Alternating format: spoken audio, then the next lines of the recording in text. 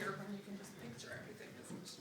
So, as he lies like that, I need to be able to find this whole iliac crest here, okay?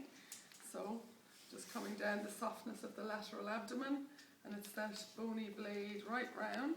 And what bounds the front border of it? Where does it end at the front? The ASIS. So that's the next point we need to find, and we can do that with him on his back a little better. On your other back. Oh, sorry. Okay, so that iliac crest comes right round to form our ASIS here at the front. What's just below the ASIS?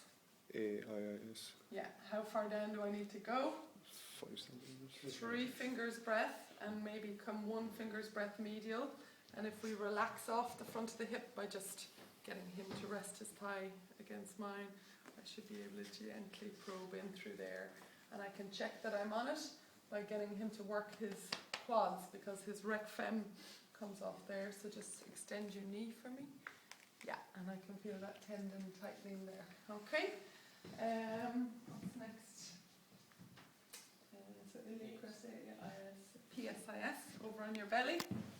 So this bounds the posterior border of that iliac crest.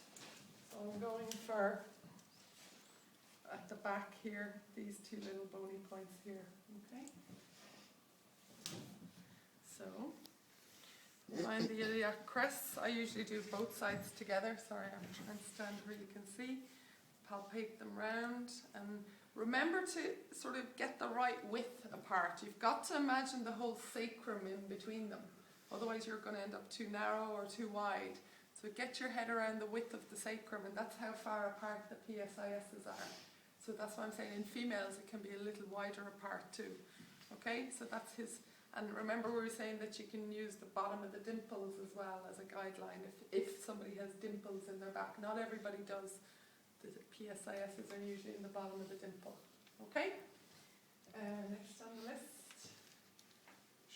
ischial tuberosity. Let's get you on your side facing me, David. Thank you. Bend your knees up.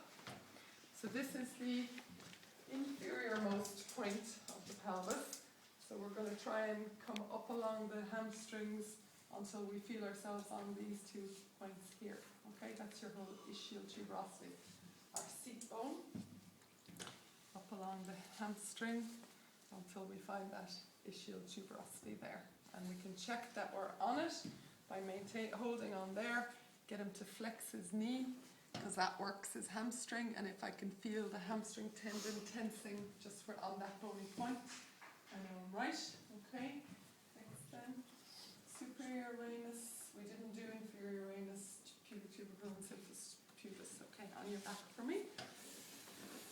So I'm going to find the pubic tubercle first, actually. Okay, so down along the abdomen until you come onto that bony point, and the pubic tubercles are about that wide apart either side. So there's his right pubic tubercle, and from the pubic tubercle lateral to that has to be the superior ramus of the pelvis. Let's just look at that. So I've just got down along his abdomen until I came to that bony point.